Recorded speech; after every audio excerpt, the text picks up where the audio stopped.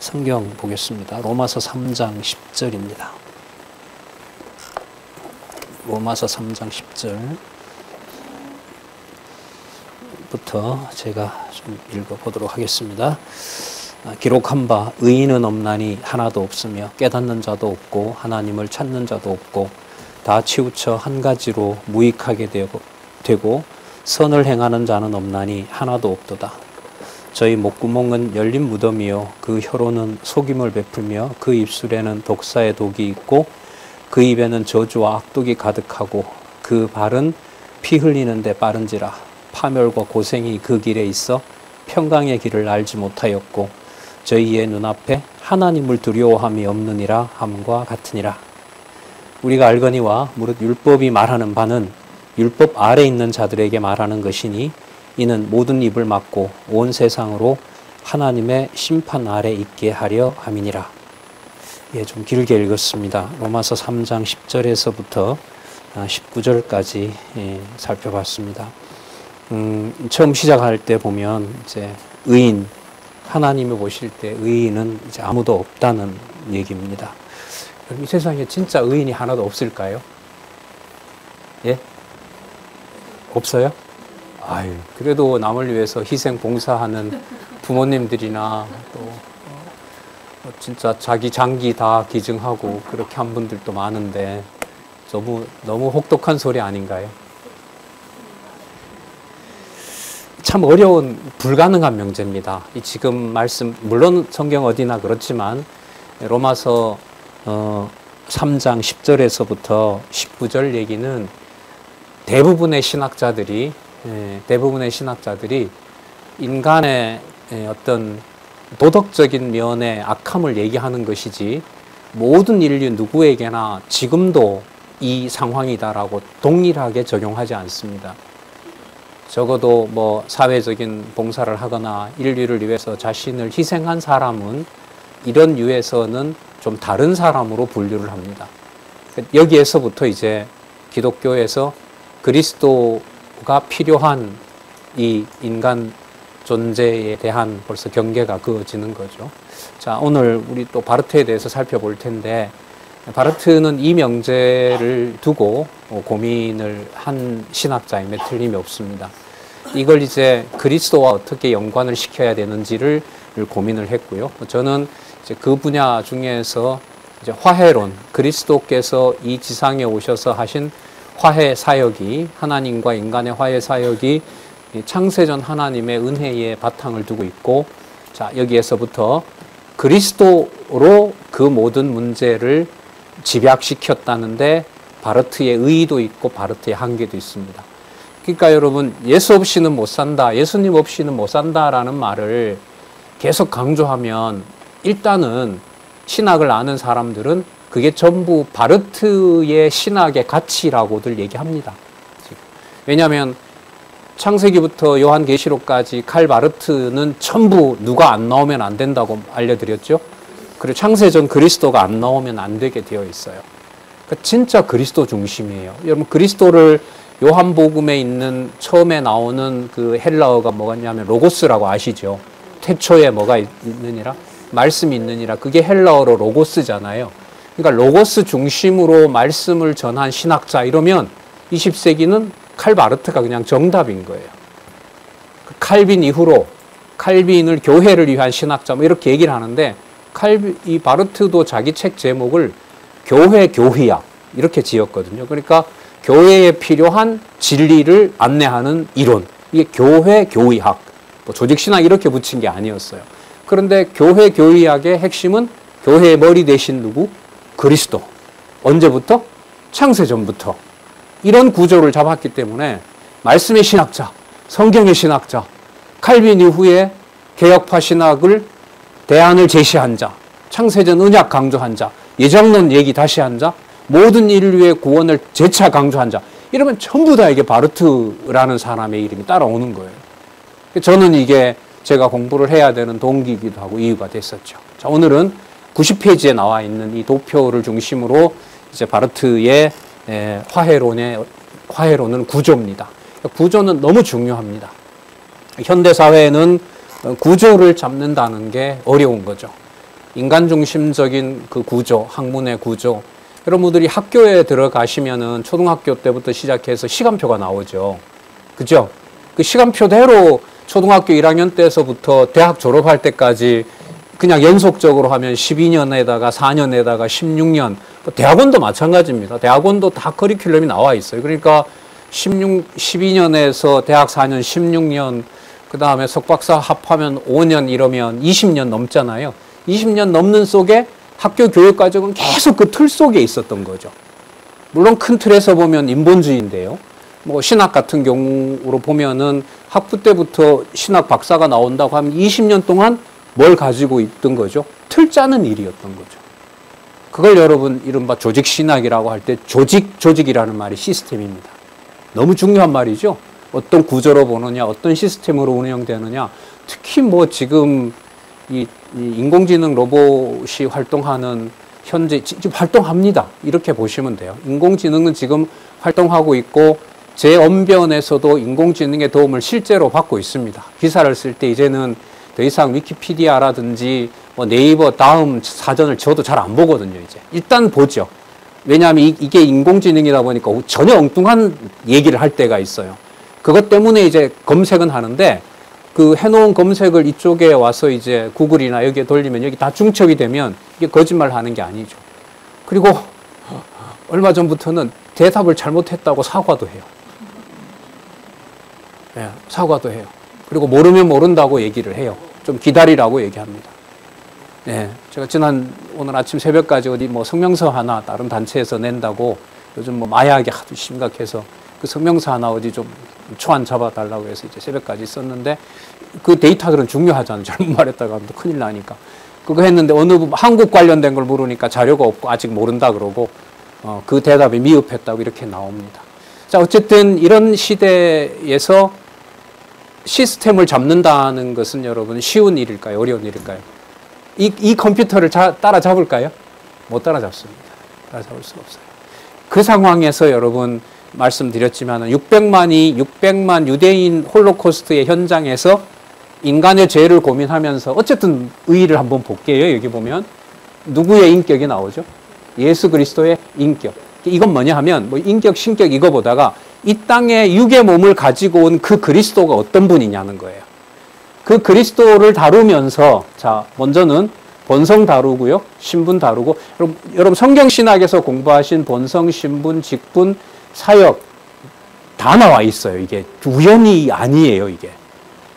이걸 지금 성경신학은 이 순서를 여기 이 사역이 직임이거든요.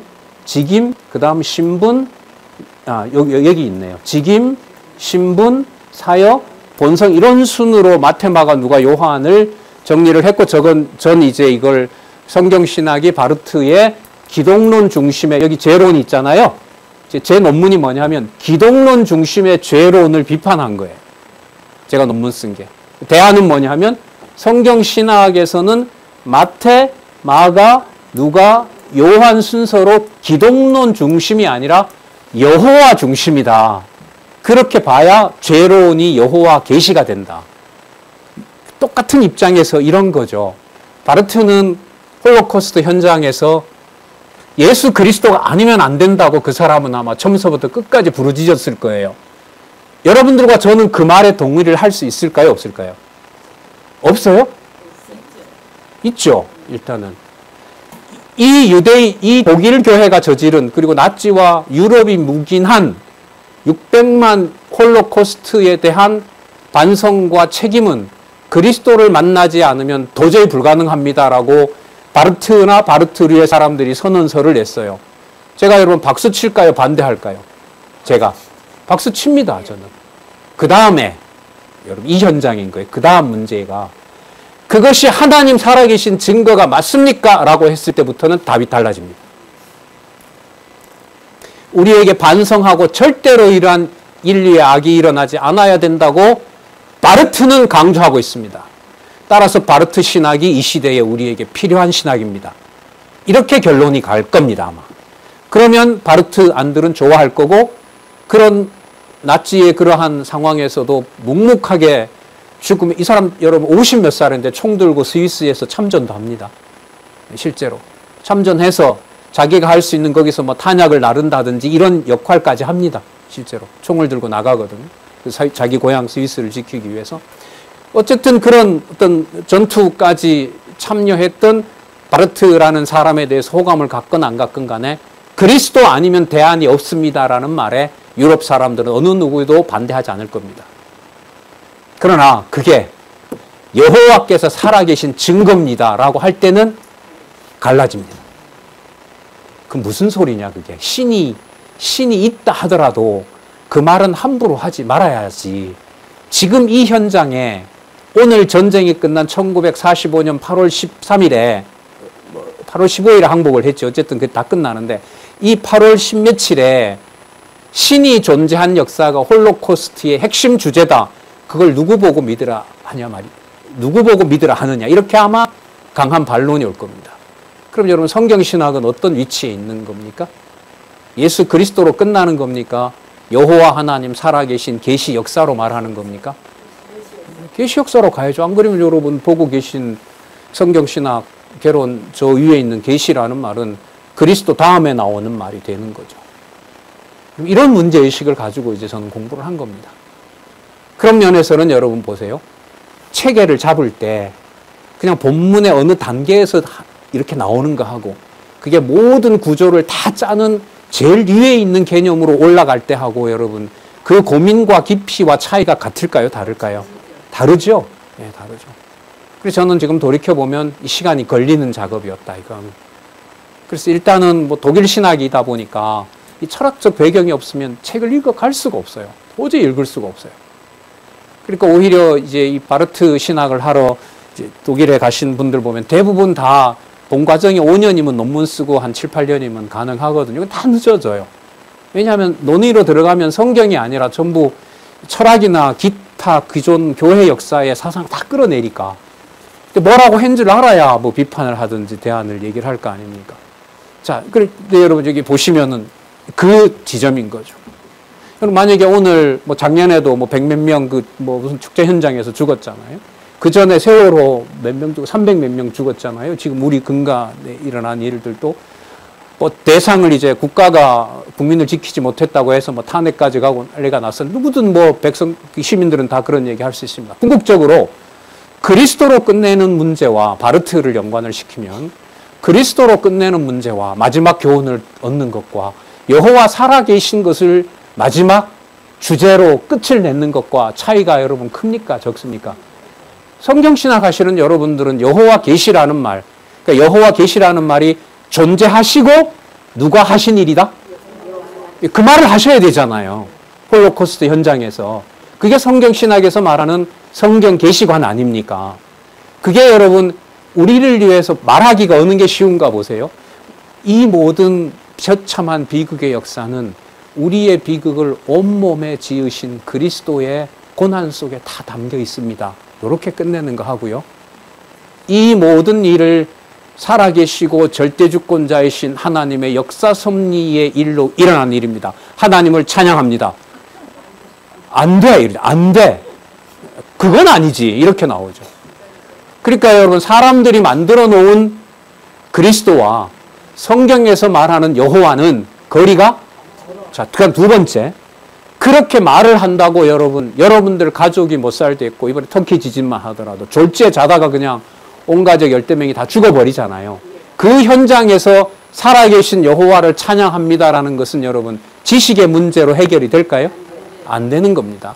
안 되는 거예요. 그래서 성경신학의 대안을 얘기하면서도 저는 자유롭고 참 편하고 도피할 수도 있고 한 게 이 지적 정보가 내 모든 것을 다 하라고 하는 것으로 몰아붙이지 않으니까 빠져나갈 수 있는 여지를 줘서 참 좋아요.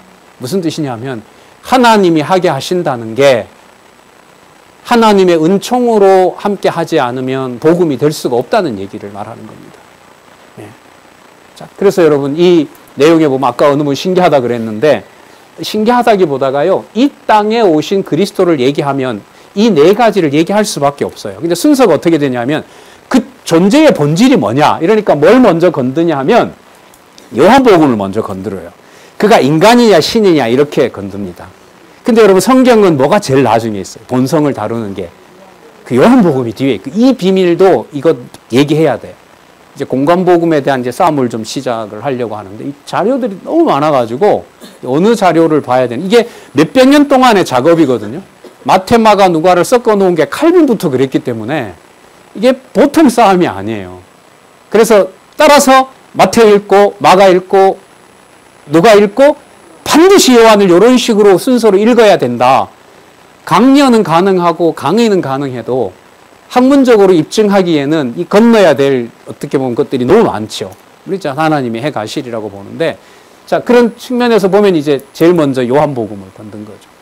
자, 그 본성이 누구냐? 신이냐? 인간이냐? 근데 바르트는 일단 여러분 인격적으로 오셨다 하더라도 그리스도의 본성은요, 하나님 쪽으로 듭니다.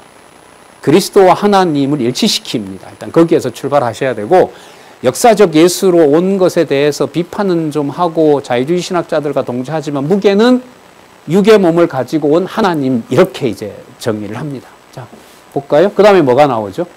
어떤 본성인 줄 파악이 된 다음에 그분이 어떤 분이냐, 어떤 신분을 가지고 있느냐. 이 신분의 초점은요, 낮은 분이냐 높은 분이냐 여기에 맞춰져 있어요. 전통신학은. 그 다음에 뭘 다루냐 하면, 그러면 그런 신분을 가지고 와서 하는 일이 뭐냐 이렇게. 그러니까 삼중직을 어디에다 맞추냐 하면 사역에다가 맞춰요. 근데 여러분 성경신학은 삼중직과 하나, 아들 사역, 나라 사역, 대속 사역은 분명히 구분되죠. 본문 순서도 다르죠. 이건 보통 차이가 아니에요. 근데 이걸 여러분 섞었다 생각해 보세요. 설명이 안 되죠. 바르트가 만약에 이걸 잡을 때 성경 개론이 옆에 있었다면, 이제 참 사람 아주 유명한 예언을 하고 가죠. 자기 그 수천 페이지 써놓고 장차, 책에도 나옵니다. 장차 이 모든 작업들은 언젠가 끝이 납니다. 끝이 나야만 됩니다. 그리고 다시 성경으로 돌아가야 됩니다. 이건 개혁자들이 말을 했거든요. 이 책 제일 마지막에 나올 거예요. 바르트 주장 제일 끝에 보면, 제어를 포함한 이제까지 서양의 모든 신학들이 종말을 고할 날이 옵니다. 우리 시대는 서구 신학이 종말을 고한 시대입니다. 바르트가 이렇게 체계를 그리스도로 잡으면서도요, 이게 서양 전통에 있다면은 서양 전통 신학의 구조 잡는 일은 끝났다고 본인이 말합니다. 이게 뭔 일일까요, 도대체? 그러니까 이런 거죠. 그리스도를 얘기하는 것은 성경적이에요? 성경적인 게 아니에요? 성경적이죠. 어쨌든 본문에 근거를 두고. 근데 그리스도를 어떤 분으로 소개하는지는 여러분 한 가지밖에 없을까요? 매우 다양할까요? 매우 다양하죠. 그런데 바르트는 누구를 쫓아가고 싶은 마음의 신앙이냐면 칼빈을 쫓고 싶은 거예요. 칼빈은 여러분 성경을 하나님 말씀으로 보고 하나님을 절대 주권자로 보거든요. 그 전통을 따라가고 싶은데 이걸 성경을 통해서 다 밝혀줄 수가 없었던 거죠, 이제까지. 그래서 자신이 다시 잡아낸 거죠. 그 삼중직분을 순서 지난번에 말씀드렸죠. 뭐가 먼저 나온다 그랬죠? 제사장, 그 다음에 왕, 그 다음 선지직은 지난번에 이렇게 봤는데 오늘은 이렇게 한번 볼게요. 그리고 여기 보시면 그리스도에 뭐가 나와요? 사역이 나오죠. 사역에 삼중직분을 사역에다가 쏟아버렸으니까 사역에다가 뭔가를 더 할 말이 있겠어요, 없겠어요? 없어요. 그래서 뭐 이게 가로쳐 있잖아요. 하나님이 인간으로 낮아짐. 여러분, 하나님이 인간으로 낮아짐은 제사장 된 것하고 같은 의미예요, 거의. 여기 볼까요? 하나님에 의해 인간이 뭐 높여짐, 화해의 계시. 참고로 이 순서는 성부, 성자, 성령입니다. 이 땅에 오신 그리스도께서, 잘 보세요. 이 땅에 이 도표 보는 방법이에요. 이 땅에 오신 그리스도께서 이 지상에서 이런 사역을, 이런 것들을 보여주심으로, 자 보세요. 이 땅에 오신 예수 그리스도가 이러한 모습으로 계시를 하심으로 그 안에 성부, 성자, 성령이 들어있다, 이렇게 됩니다. 그러면 이 도표로 보면 이렇게 한 일은 동시에 누구에 대한 계시가 돼요? 이렇게 예수께서 하신 일은 동시에 누가 한 일이 돼요? 성부, 성자, 성령. 이때 성자는 이 성자하고 달라요. 이 성자는 인격에 초점을 맞춘 거고 인성에 초점을 맞춘 거고, 여기 성자는 뭐에 초점을 맞춘 걸까요? 신성에 초점을 맞춘 거죠. 그래서 제일 먼저 뭐와 뭐를 구분을 해요? 두 가지 본성을 구분해요. 그러니까 구분하면서 이 땅에 오신 예수님 설명하는 방향, 요 단계요. 그리고 예수님이 설명될 때마다 누가 설명돼요? 성부, 성자, 성령의 그 삼위일체 하나님이 설명이 돼요. 그러니까 요 부분은 뭐고? 삼위 하나님. 요 부분은 이 땅에 오신 예수님. 그리고 이 땅에 오신 예수님을 통해서만 누구를 볼 수 있다? 삼위 하나님을 볼 수가 있다. 그러면 여러분 어쨌든 논리적으로 보더라도 일관성은 있죠. 누구 중심의 신론? 그리스도 중심의 신론. 하지만 설득력이 있는 게 창세기부터 계시록까지 누가 안 나오면 안 된다? 예수 그리스도가 안 나오면 안 되기 때문에 누구 중심의 신학자? 그리스도 중심의 신학자. 창세기부터 나오니까 성경 중심의 신학자. 개혁 신학자들이 부족했던 구조를 짰기 때문에 개혁식 신학을 극복한 신학자. 그래서 여러분 어거스틴이라고 들어보셨어요? 그리고 교회 역사에서 가장 유명한 그 교부가 어거스틴이잖아요. 이 바르트한테는 어떤 그 타이틀을 붙여주냐 하면 20세기의 어거스틴. 20세기의 교부. 현대의 교부. 교부는 역사적으로 사라진 인물이거든요. 교부는 지금 없단 말이죠. 그게 이제 가톨릭으로 왜곡돼서 사제제도로 갔는데 이제 그런 타이틀을 붙여주고 있습니다. 그래서 오늘은 이 구조를 보시면 다시 한번 그리스도 중심의, 그러니까 기독론 중심의 뭐다? 신론을 바르트가 얘기하고 있다.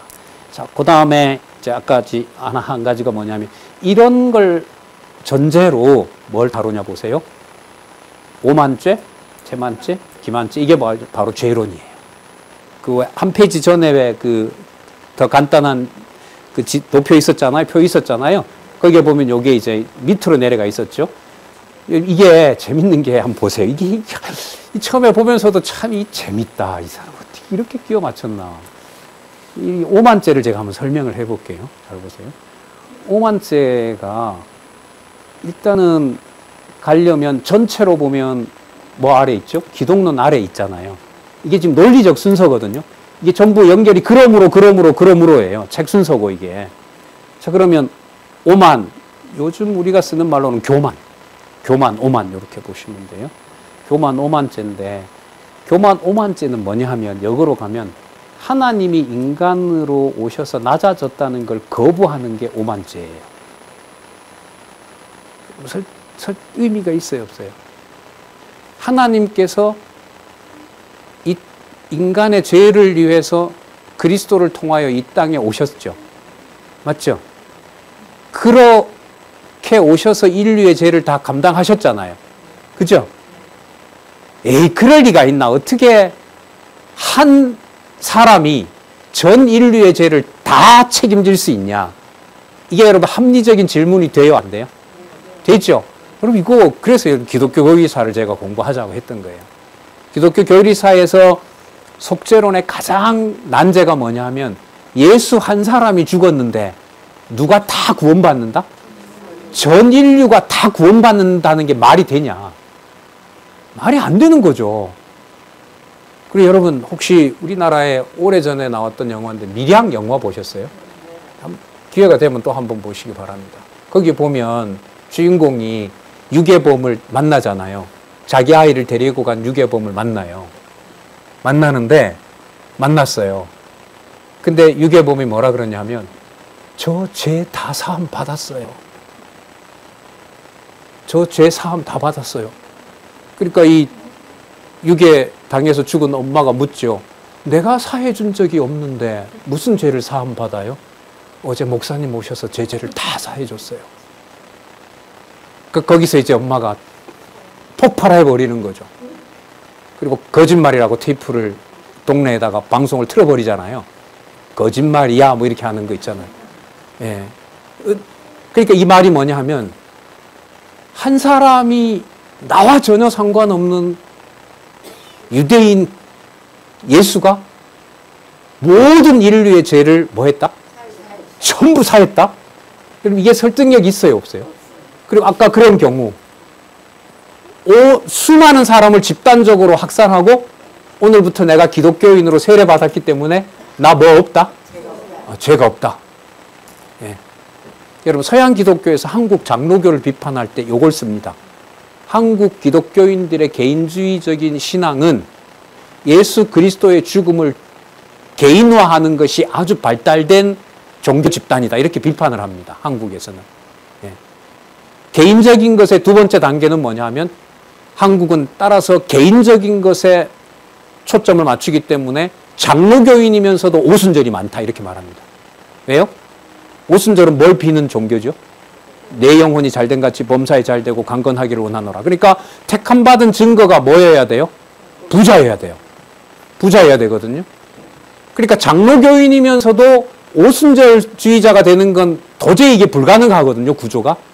근데 어디는 이게 가능해요? 대한민국 교회가 가능해요.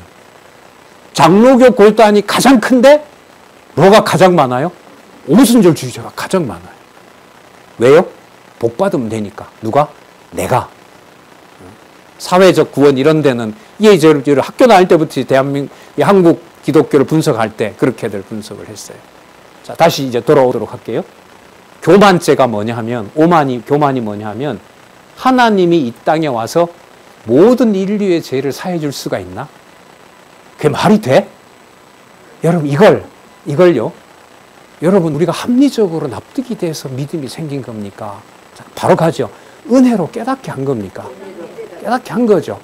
깨닫게 한 거라는 말을 강하게 한다는 말은 논리적으로 납득을 할 수 있다, 없다?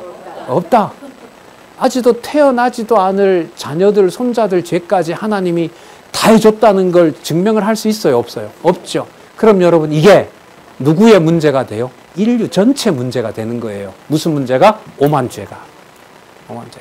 근데 여기도 문제는 있습니다. 과연 성경에서 말하는 교만이 하나님이 이 땅에 그리스도의 몸으로 오셔서 모든 인류의 죄를 사했다. 제사장직이다라고 하는 것이 신학적으로 맞느냐? 그건 문제가 될 수 있어요. 그건 확인을 해야 되지만 모든 인류의 죄를 하나님께서 자기 아들을 보내 모든 것을 사해줬다는 것을 합리적으로 받아들일 사람은 있다, 없다? 없다. 그럼 받아들일 수가 없다. 자기 중심적으로 자기 위로하기 위해서는 그런지 몰라도.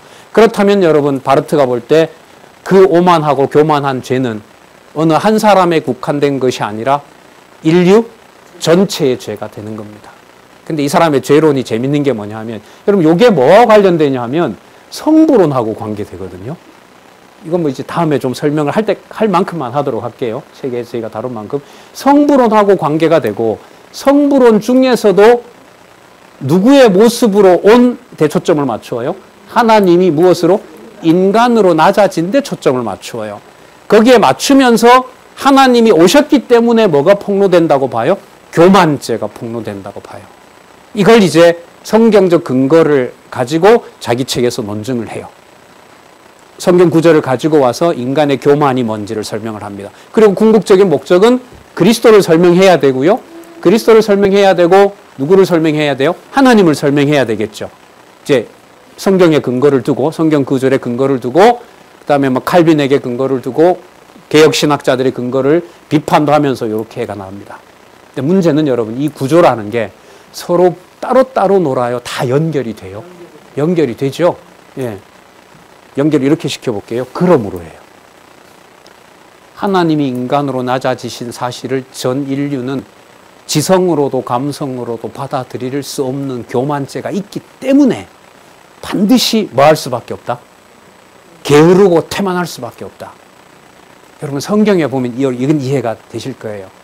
착하고 중성된 종아 이렇게 말씀하시는 내용도 예수님 뒤에 보면 나오지만 한 달란트 가지고 한 달란트밖에 안 남긴 종에 대해서 뭐라고 합니까? 악하고 게으른 종아 그러죠. 그럼 여러분, 그 비유에서도 보는 것처럼 악하고 게으른 것은 왕 대신 하나님을 인정하지 않는 것이 바로 태만인 거죠. 좀 더 쉽게 말할까요? 하나님이 뭐 열심도 안 줬는데 내가 뭐하러 해. 이게 본능적으로 자기가 하고 싶지 않은 것을 누구 핑계를 대고 안 하려는 본성. 하나님이 안 하게 하니까 나 안 할래. 그러니까 자기 하고 싶은 것을 누구 이름으로 덮어버려요? 하나님 이름으로 덮죠. 그걸 바르트가 일반적으로 태만이라고 보면 돼요. 그럼 이게 연결된다는 거예요. 이 구조로 보면. 뭐 하기 때문에? 하나님이 이 땅에 자신을 버려서 내 사랑하는 자녀라고 입증을 해줬는데도 불구하고 그 하나님이 아닌 다른 사단을, 인간을, 제도를 따라가고 거기에 복종하려고 하는 뭐가 있다? 태만죄가 있다. 그러니까 왕으로서 섬기지 않는 것이 게으름이고 나태인데, 그건 아까 여러분들도 확인하셨던 것처럼 예수님 비유에 뭐하고 뭐한 종? 악하고 게으른 종, 그거 생각하시면 돼요. 그러니까 여러분 이렇게 죄를 세 가지로 나누어서 성부, 성자, 성령, 그리스도의 본성, 신분, 직분, 사역으로 이렇게 죄를 다룬 것은 역사적으로 없었어요. 이 사람밖에 없어요. 그러면 여러분 이게 무슨 말이 되냐면, 예수님의 본성과 신분과 직분과 이 순서대로 하겠습니다. 일단은 본성과 신분과 직분과 사역을 하나님께서 인도하지 않으면 오만죄에서 벗어날 수가 없다. 오만죄에서 벗어나지 못하면 그걸로 끝나는 것이 아니라 그리스도가 왕 되신 사실도 부정할 수밖에 없다. 그러니까 아무리 교회에 나와, 이게 바르트 얘기입니다. 아무리 나와서 왕 되신 그리스도를 부르고 다음 주에 온다 하더라도 지난주에는 교만한 죄를 짓더니 이번 주에 와서는 태만죄를 짓고 앉아있다. 독일 교인들이 이렇게 맹비난을 퍼붓습니다. 왜냐하면 히틀러 따라갔으니까. 독일 교회가 히틀러가 그 구세주라고 찬양하면서 다 모든 교회 정권까지 히틀러에게 넘겨주잖아요. 그리고 이제 학살이 시작이 되는 거 아닙니까? 그러니까 사실 배경으로 보면 이런 구조가 만만한 구조가 아니에요. 잘못 삐끗했다가는 신이 600만을 죽인 걸로 가버리거든요, 이게. 이걸 인간적인 얘기로 보면 아주 너무너무 조심을 하는 거죠. 자, 그럼 볼게요. 교만하기 때문에 뭐 할 수밖에 없고, 태만할 수밖에 없다는 거죠. 그러니까 나를 위해 죽으신 하나님을 모르는데 그리스도를 왕으로 섬기겠냐 이겁니다. 이 말이 돼요, 안 돼요, 근데? 제가 지금 질문을 던진 게 성경신학을 공부하시는 여러분들이 봤을 때도 하나님께서 우리의 모든 죄를 처리해 주셨는데 하나님을 왕으로 섬기지 않는다라는 게 말이 돼요, 안 돼요? 아주 고약한, 죄송합니다, 놈들이죠. 누구하고 똑같아요? 홍해까지 건넜는데 뭘 만드는 자들하고 다를 바가 없어요. 송아지 만들어 놓고 누구라고 부르는, 하나님이라 부르는 거하고 똑같은 거죠. 그러니까 누구 욕할 게 없어요. 사람이 사람을 욕할 수가 없어요. 바르트가 노리는 부분이 이것도 있어요. 전쟁이 끝났으니까 뭘 물을까요? 배상 책임을 묻잖아요. 독일 교회도 물을 거 아니에요. 독일은 카톨릭과 개신교가 전부 다 히틀러를 찬양해버렸습니다. 독일이 게르만족이잖아요. 게르만족에 보내실 메시아로 온 자가 바로 히틀러다. 그 성명서 찬양까지 해버렸기 때문에 이 상황에서 누구 탓하기 시작하면 그야말로 이제 숙청이 이제 나름대로 법적인 게 같지만은 프랑스는 그 여러분 드골 대통령이라고 아는지 모르지만 끝까지 다 잡아서 다 처벌해 버렸죠, 그 사람은. 그러다 보니 뭐 우리나라처럼 반민족 뭐 이런 게 안 나오죠, 거기는.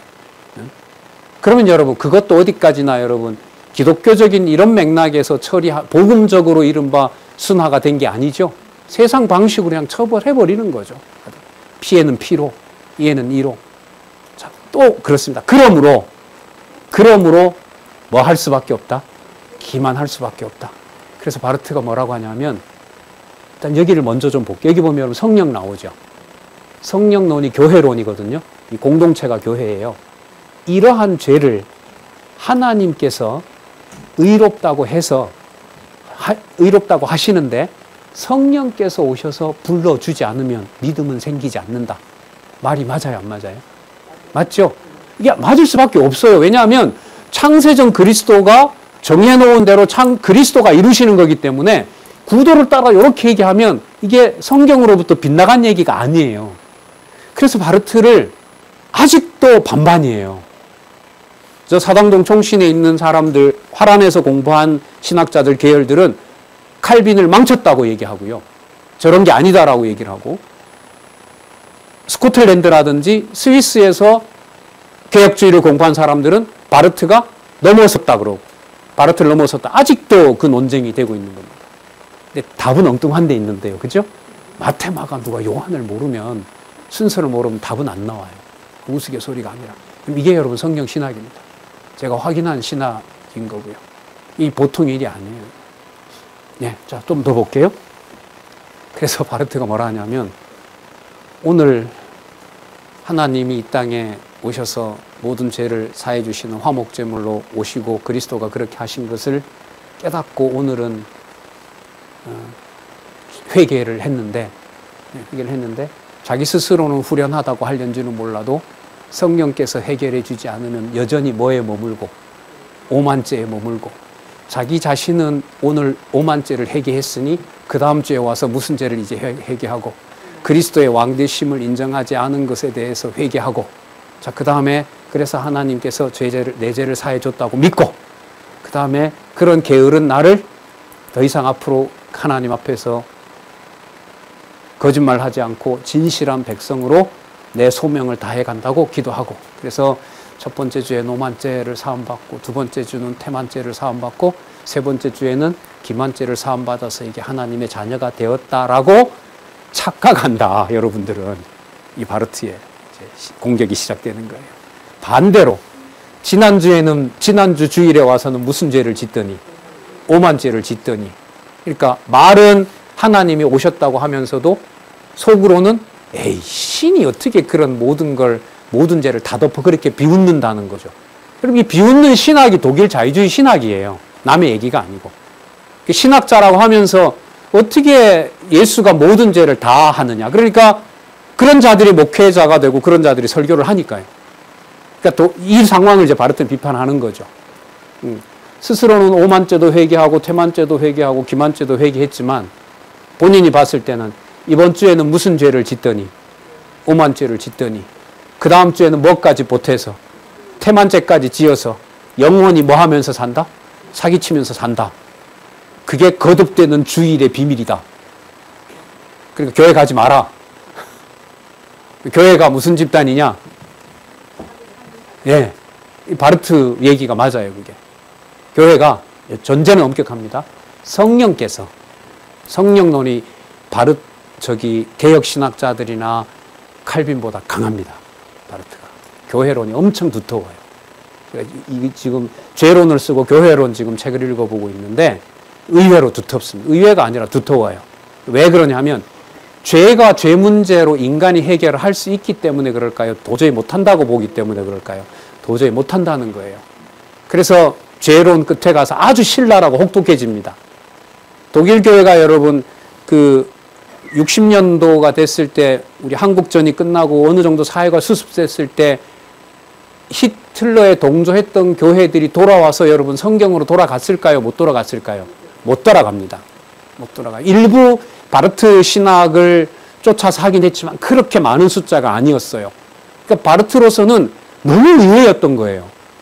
이제는 어느 쪽으로만 갈 수밖에 없는 것 같은데, 오직 그리스도에게만 갈 수밖에 없는 것 같은데 성경을 더 난도질해버리고, 근데 성경을 난도질할 수밖에 없는 게 증명이 안 되니까, 성경이 절대적 하나님 말씀이다라고 증명을, 바르트도 결국 성경 증명하려고 한 신학자는 아니거든요. 주석가는 아니란 말이죠. 그러다 보니까 이걸 모아줄 수 있는 신학이 독일에는 존재하지 않습니다. 그래서 바르트가 뭐라 그러냐면, 유언을 하고 중요하면 이제는 대서양과 태평양을 건너간 신학이어야 가능하다. 근데 묘하죠. 대서양 건너온 신학을 성경 결론을 보고 제가 강의실에 앉아 있었으니까. 근데 이제 제가 증명을 다 보고 비판은 못하니까. 근데 막상 들어가 보니 말씀드린 대로 성령께서 세워주신 교회에 믿음을 주지 않으면 오만죄와 태만죄와 기만죄는 극복할 수가 없다.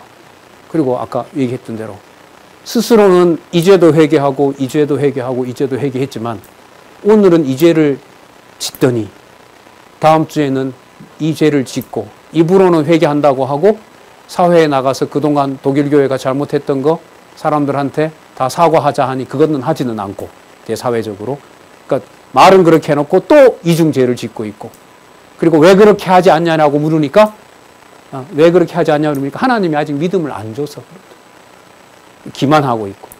그래서 독일 이후의 교회는, 전후의 독일 교회는 이런 과정으로 보면 매주가 신의 이름을 부르고 그리스도 이름을 부르는 거지만 뭐가 반복되고 더 심화되는 과정이다? 죄가.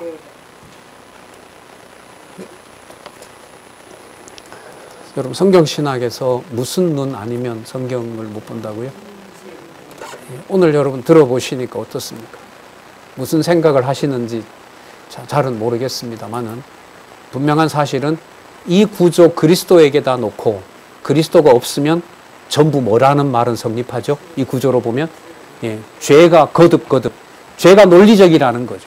그러니까 이 사람 얘기로 보면 기만죄라고 하는 것은 여러분 왜 성경에 보면 고린도후서에 나오죠?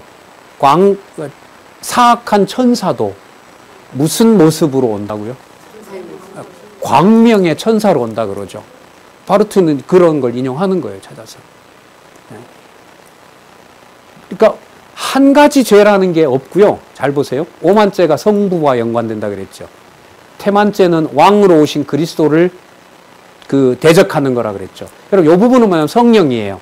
여러분, 성령께서 오셔서 계시를 기록하잖아요. 그죠? 그러면 여러분, 기만죄는 뭐냐면 성경을 하나님 말씀으로 믿지 않는 게 기만죄예요. 왜냐면 이게 성령이기 때문에. 여기 보세요. 그분의 계시 증거, 증언, 자신의 위격의 통일성 안에 계신 예수 그리스도, 화해의 보증인 요한복음에 누구 얘기하는 거죠? 보혜사 성령이죠. 그러니까 보혜사 성령을 속이는 거죠. 그러니까 이 사람이 볼 때 죄는 그리스도가 이 땅에 오신 사역을 거부할 뿐만 아니라 성부, 성자, 성령 하나님 모든 삼위 하나님을 전적으로 부인하는 것이 바로 뭐냐면 죄라는 거죠. 그리고 죄는 반드시 어떤 세상 이론보다가 뭐 하냐면 체계적으로 되어 있다. 여러분, 법정에서 계속해서 변호사를 사면 계속 검사들이 보충이 돼야 되는 이유가 뭐를 입증을 하지 못하고 뭐를 자꾸 변명하기 때문에 그래요. 지은 죄에 대해서 못하기 때문에 그렇죠. 그러면 그건 뭐냐 하면 법리적인 공방 요구가 가잖아요. 그러면 어느 쯤 되면 저 사람이 실제로 사람을 죽였는지 안 죽였는지 중요해져요, 안 해져요? 안 해져요. 만들어내기 나름이에요, 그 다음부터. 그게 여러분 세상 법적 문제가 아니라 인간의 죄 문제라는 거예요. 뗐다 하면 뭐 아닌 게 없다? 그것도 어디에서? 당시로는 독일 교회는 너무 심각했으니까요. 교회 안에서. 이게 이렇게 하면서도 대사회적인 비난으로 끝낼 수 없는 게 출발을 누구로부터 출발하니까? 뭐 하신? 이 땅에 오신 제사장으로 오신 하나님, 이 땅에 자기 백성을 위해서 화목제물이 되신 그리스도, 언제 계획된 대로, 창세전에 계획된 대로라고 하니까 대사회적인 비판을 하면서도 따라서 이 사람들 전부 다 몹쓸 사람이다라고 교회를 정죄할 수가 있어요, 없어요? 없어요. 그러다 보니 이 사람의 여러분 말년의 운신의 폭은 독일 교회뿐만 아니라 바티칸까지 찾아가서 복음을 자신이 저술한 이 복음에 함께 하자고 바티칸까지 가기도 하고 초청도 받습니다. 그걸 이제 교회든 이제 가톨릭과 야합을 했니 안 했니 또 논쟁에 휩싸이게 됩니다. 우리 복음 공부하셨던 우리 많은 지체들 가운데 로마 가톨릭에 계셨던 분들도 꽤 많거든요. 제가 알고 있던 분들. 근데 한국 사회가 참 고마운 게 한국 교회는 한국 교회만 천주교가 여러분 성경을 가까이 봅니다. 참 놀라운 일이죠. 다른 데는 여러분 그런 거 아예 없습니다. 뭐 들고 가지도 않고요. 예식서 이거 다 하죠. 교회 가면 유럽 같은 데 보면. 예. 한 군데만 보고요. 이번 시간을 마지막으로 바르트의 화해론 구조에 대해서는 좀 정리를 하고, 그리고 다음에는 바르트가 이 단계를 왜 오만죄임으로 태만죄고 태만죄이면 기만죄인지 이 논리적으로 따라서 인간이 하나님 앞에서는 어느 누구도 죄에서 벗어날 수 없다. 하지만 창세전 은혜 언약이 있기 때문에 죄는 현상 세계에서 기능을 발휘한다 못한다? 못한다. 근데 문제는 그럼 600만이 왜 생겼냐? 그걸 이제 어떻게 보면 바르트가 설명을 해 가야 돼요. 그런 부분들을 이제 3장에 가서 하기로 하고요. 바르트가 죄 문제에 대해서 바르트가 직접 얘기한 부분 한 부분 찾아보고 마치도록 하겠습니다. 몇 페이지를 보시냐면 100페이지 보세요. 100페이지에 밑에서부터 네 번째죠.